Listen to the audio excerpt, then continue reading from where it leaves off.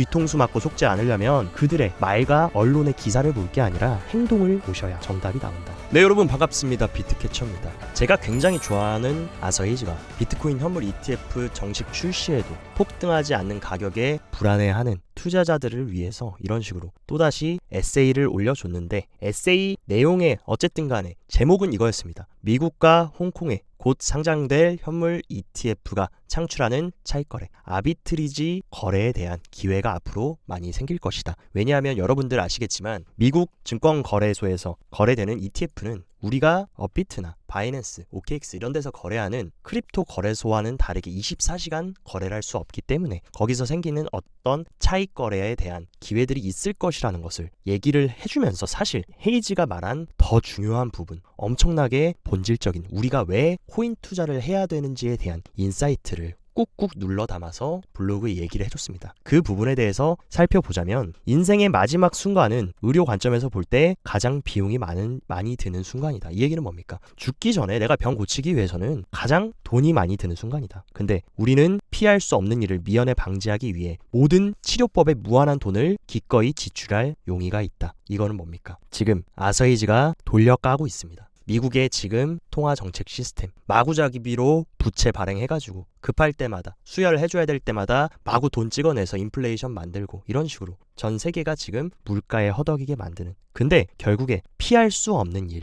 마주친다면 돈을 찍어내는 방법밖에 이제는 없다. 왜냐하면 팍스 아메리카나, 미국의 평화를 지탱했던 엘리트들은 현 세계의 질서의 존재로부터 가장 많은 혜택을 받았습니다. 미국이 신용으로 마구잡이로 마음대로 기축통화, 달러를 찍어낼 수 있을 때 가장 많은 혜택을 받았기 때문에 현재 이 시스템, 이 질서를 보존하기 위해 필요한 모든 것을 할 겁니다. 그게 뭡니까? 달러, 돈 찍어내는 거. 실제로 지금 어떤 상황입니까? 미국의 지금 부채 상황은 전례 없는 수준으로 이런 식으로 상승하고 있고, 결국에 지금 부채로 빚을 돌려막고 있는, 근데 이것을 지금 해결할 수단이 있냐? 없다. 2008년 금융위기 때처럼 완전히 전 세계 금융 시스템이 무너지고 전 세계의 경제가 붕괴되지 않는 한 계속적으로 어쨌든 부채 발행하고 돈 찍어내서 급한 불 끄면서 연명해 나가는 수밖에 없다라는 것을 이런 식으로 지적하면서 풍자를 해줬습니다. 거기에 추가적으로 덧붙인 말이 뭡니까? 그런 식으로 마구잡이로 돈 찍어내니까 세상에서 가장 안전한 자산이라고 불렸던 미국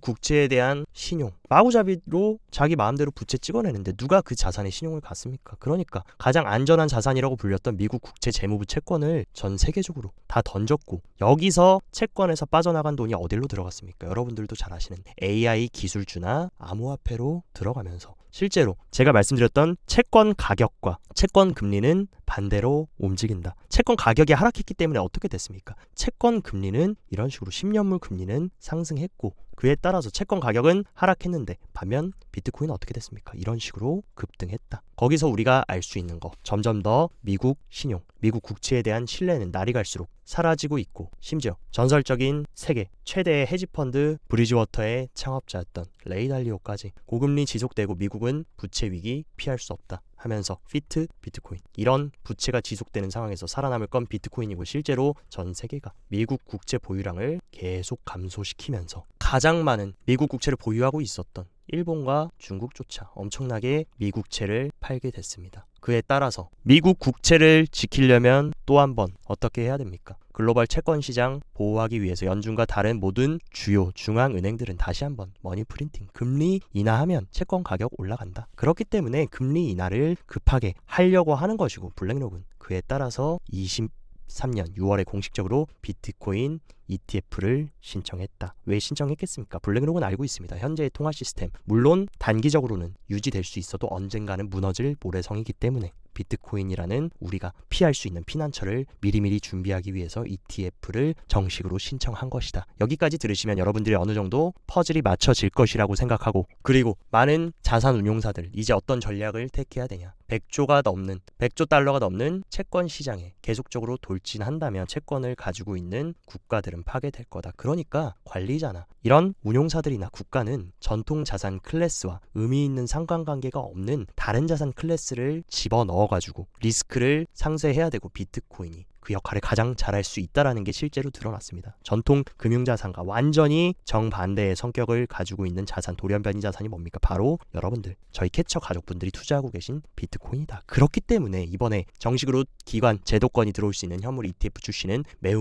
중요하다. 그리고 헤이즈가 지난주 ETF 출시가 된 이후 비트코인의 부진한 가격 성과에 실망하지 마세요. 왜냐하면 어차피 돈은 중앙은행에서 쏟아져 나올 것이고 또 다른 도약 시작할 것이다. 어차피 지금 또 부채를 막아야 되고 부채로 빚을 막아야 되기 때문에 또다시 돈 찍어낼 수밖에 없고, 그러면 결국에 어떻게 됩니까? 2024년은 크립토 가격 변동에 있어 험난한 한 해가 되겠지만 저는 연말까지 비트코인과 전체 암호화폐 시가총액이 사상 최고치를 기록하거나 그 이상이 될 것으로 예상한다. 단기적인 흔들림은 있을 수 있지만 결국에 중앙은행이 어쩔 수 없이 울며 겨자 먹기로 또다시 돈 찍어내야 되고 유동성 공급해줘야 되기 때문에 결국에 암호화폐는 또다시 신고점을 갱신할 거다. 여러분들이 꼭 잘 아셔야 되는 거, 현재 지금 통화 시스템 이 상황을 면밀하게 훑어보시고 미국의 현재 패권을 들여다보면 왜 우리가 비트코인이라는 2100만 개로 한정되어 있는 그 누구도 마음대로 찍어낼 수 없는 그 자산, 한정된 자산에 주목해야 되는지 정답은 나와 있습니다. 그리고 많은 분들이 지금 비트코인 현물 ETF 됐는데 왜 상승 안 하나요 캐처님? 이라고 하겠지만 지금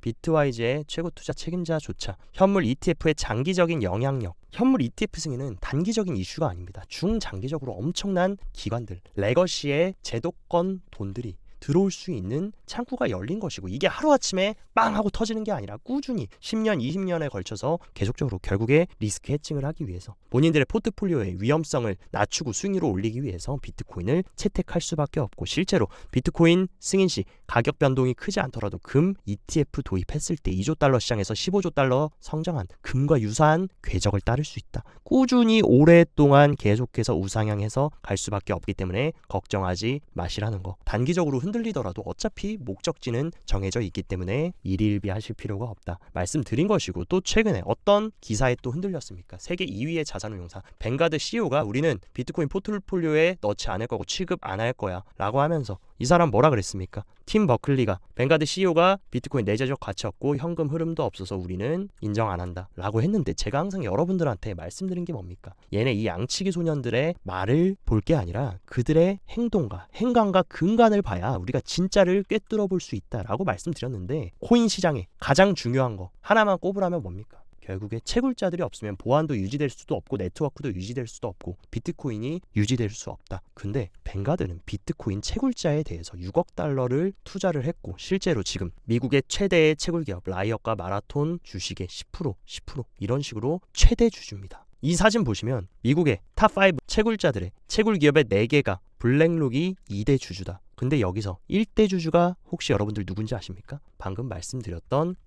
뱅가드가 블랙록보다도 더 많은 채굴 기업에 투자를 하고 있고 가장 많은 투자를 하고 있습니다. 대중들한테 눈 가리고 아웅하고 비트코인 내재 가치 없다 인정 안 한다라고 해놓고 뒷구녕에서는 일하고 있다. 월가의 양치기 소년 또 누구 있습니까? JP 모건조차도 앞에서는 비트코인 쓰레기다, 나는 비트코인 인정 안 한다라고 하고 얘네도 지금 채굴 기업에 투자를 하고 있다. 그러니까 항상 우리가 뒤통수 맞고 속지 않으려면 그들의 말과 언론의 기사를 볼 게 아니라 행동을 보셔야 정답이 나온다. 그러니까 뱅가드가 이번에 해준 말, 뱅가드는 워낙에 보수적인 집단이고 패시브 펀드를 운영하는 그런 세계 최대 자산 운용사인 만큼 어느 정도 약간 그런 고지식한 스탠스를 보여준 건데, 뒤에서는 결국에 이 크립토 시장에 어떻게 갈 것이고 이 비트코인이 얼마나 중요한 역할을 향후에 하게 될지를 너무나 잘 알고 있기 때문에 이런 식으로 뒤에서는 무지막지한 투자를 하고 있고, 결국에 근데 이 채굴 기업에 투자하고 있는 애들 다 누굽니까? 뱅가드, 블랙록, 피델리티, 골드만삭스, JP모건, 시티그룹, 미국 월가의 금융 엘리트들 및 글로벌 리스트들이다. 그러니까 더 이상 이런 표면적인 기사에는 겁먹을 필요 없다라는 것도 말씀드리고, 또 엄청난 역사적인 소식이 들렸는데 일본 최대의 금융그룹 SBI 기타오 회장이 사우디 협상에 대해서 다시 얘기를 했고, 차세대의 디지털 왕국을 중동과 함께 만들겠다 하면서 SBI가 사우디아라비아의 국영 에너지 회사 사우디 아람코, 세계의 시총 3위 마이크로소프트와 애플을 잇는 3위 기업인 아람코와 정식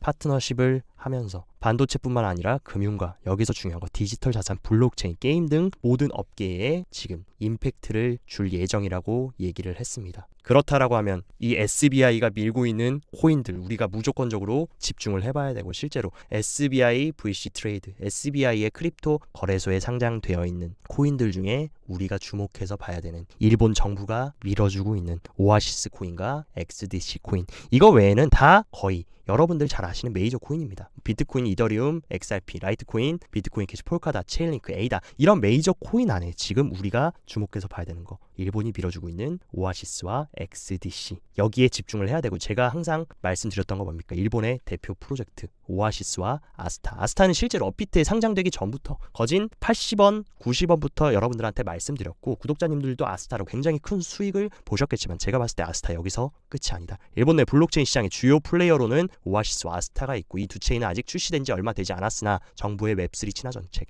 지금 일본은 뭐 하고 있습니까? 잃어버린 30년을 회복하기 위해서 지금 얘네가 꺼내든 카드, 바로 크립토와 블록체인 웹3 시장에 뛰어들어서 다시금 일본의 영광을 되찾으려고 하는, 그러면서 일본 대기업과 정부 지자체와 협력하고 있는 게 오아시스와 아스타다. 그러니까 일본이 이번에 본격적으로 웹3 추진하고 채택할 때 오아시스와 아스타는 꼭 주목을 해야 되고, 이번에 또 아스타의 CEO 소타 와타나베도 오늘 트위터에 이런 얘기를 했습니다. 현재 지금 가장 뜨거운 섹터 뭡니까? 블랙록의 레리핑크까지 차세대 금융의 핵심이라고 불렀던 실물자산 토큰화 RWA와 기간의 채택에 더 집중할 것이고 추후 채택 여부를 확인할 수 있을 것이다 하면서 이런 식으로 아스타가 RWA까지 진출하려는 모습. 그러니까 우리가 RWA 꼭 집중해야 되고, 아스타, 오아시스 꼭 집중을 해야 되고, 여기서 또 기타오 회장이 힌트를 줬습니다. 기타오 회장이 자산의 토큰화에서 2024년 가장 주목하고 있는 건 뭐냐라고 하면서 스테이블 코인, 그리고 SBI는 누구와 파트너십을 맺었습니까? 미국의 스테이블 코인 서클 USDC와 업무 제휴 합의를 체결하면서 일본 국내에 USDC 보급을 목표로 하고 SBI VC 트레이드는 향후 전자결제 수단 등 거래업의 등록을 목표로 USDC를 취급을 실시를 할 계획이다. 지금 일본 최대의 금융기업과 USDC는 손을 잡고, 거기다가 제가 항상 말씀드렸던 USDC의 확장이 더 가속화될 거다. 그리고 서클이 이번에 새 보고서에 아시아 송금에 대한 USDC 사용이 급증되고 있고, 심지어 레포트를 자세히 들여다보면 전 세계의 오픈머니, 거기는 어디냐? 아시아다. 슈퍼앱의 탄생지 디지털 화폐를 품다라고 하면서 지난 10년 동안 아시아는 세계 기술 무대의 선도적인 역할을 맡아왔고, 지금 서클이 뭘 하려고 합니까? 지금 싱가포르, 일본, 홍콩, 어떻게 보면 아시아 크립토, 여기에 한국이 안 껴있는 건 너무나 안타깝고 크립토를 사랑하는 사람으로서 마음이 아프지만, 어쨌든 간에 아시아의 금융 핵심지들과 지금 USDC를 다 유통시키고 확장시켜서 지금 테더에 뺏겨있는 미국 스테이블 코인인 USDC, 블랙록이 밀고 있는 USDC를 전 세계에 유통하려는 움직임을 가져가고 있다. 그에 따라서 우리가 또 그러면 주목해야 되는 거래소 뭡니까? 홍콩을 대표하는 거래소, 바로 해시키 거래소. 해시키 거래소에 상장되어 있는 코인들 및 앞으로도 신규 상장될 코인들에 집중하면은 어느 정도 우리가 24년, 25년에 졸업을 할 수 있는, 집중해야 되는 코인들에 대한 리스트에 대한 해답도 어느 정도 알 수 있지 않을까라는 힌트를 구독자님들께 드리고, 또한 이번에 서클은 뭘 했습니까? 유로화 표시 스테이블 코인인 EURC까지 발행하면서 유럽의 미카법, 가상자산법을 준수하는 전자화폐 토큰으로 유럽까지 완전히 삼켜버리려는 모습. 스테이블코인은 유럽과 전 세계에서 유용성을 찾을 거다. 지금 여러분 느낌이 오십니까? 서클 뒤에는 블랙록이 있고 서클과 코인베이스는 한 몸이다. 근데 얘네들이 아시아부터 지금 유럽까지 전 세계의 확장성을 가져간다 라고 하면은, 제가 계속 항상 강조드린 내러티브, 코인베이스와 서클이 어떻게 움직이는지 보고 얘네들이 밀어주는 코인 프로젝트가 뭔지 찾아낸다면 거기에 해답이 있을 가능성이 굉장히 크다라는 거 한 번 더 강조드리도록 하겠습니다. 그리고 여러분들이 비트코인 현물 ETF 승인됐는데 왜 캐처님 폭등 안 하고 50K, 60K 신고점 갱신 안 하나요? 걱정 안 하셔도 된다라는 거 좀 말씀을 드리고 싶은데, 어쨌든 간에 지금 역대급으로 지금 펀드 유입이 들어왔습니다. 유출이 들어온 게 아니라 유입이 들어왔고, 실제로 엄청난 말도 안 되는, 정말 전례 없는 수준의 돈이 이 크립토 펀드로 유입이 됐고, 또 이더리움도 의미 있는 유입이 들어온 것을 우리가 알 수 있고, 실제로 비트코인 스마트머니 인덱스를 보더라도 계속해서 자금은 들어오고 있다. 다만 지금 여러분들이 단기적인 가격이 현물 ETF 승인됐는데 폭등 나오지 않는다라고 해서 조급할 필요가 없습니다. 그리고 더 중요한 거, 코인 시장에 가장 중요한 비트코인의 펀더멘탈 뭡니까? 바로 해시레이트다. 해시레이트는 지금 계속해서 지금 조정 없이 상승하고 있고, 점점 더 코인 시장에 이런 보안성, 네트워크와 이런 것은 점점 더 강화되고 있고, 내재 가치는 상승하고 있다라는 거 여러분들이 놓치시면 안 되고, 다만 한 가지, 저는 항상 인간 지표, 심리 지표도 굉장히 중요하기 때문에 구글 트렌드에 비트코인을 항상 전 세계적으로 검색을 해봅니다. 근데 이번에 비트코인 현물 ETF 영향으로 전 세계적으로 비트코인에 대한 구글 트렌드가 많이 올라왔습니다. 같고, 하지만 우리가 매도하고 새로운 뉴비들한테 팔고 나와야 되는 시점은 언제입니까? 이런 식으로 구글 트렌드가 100에 가까운, 혹은 지난 불장처럼 적어도 구글 트렌드 수치가 60에 가까운 이 구간까지 가려면 아직도 우리는 갈 길이 다 맞다. 근데 벌써부터 여기 고점이고 비트코인 많이 올랐으니까 도망치자, 셀더 뉴스 하자 해서 떠나가 버리시면 여러분 안 된다 라고 여러 번 말씀드린 거고, 물론 대상승, 대불장 2016년부터 2018년에 이때 대상승장에서도 30%가 넘는 하락은 6번이나 있었습니다. 근데 여러분들이 이 첫 하락에 털려 나가느냐, 아니면 잘 버텨서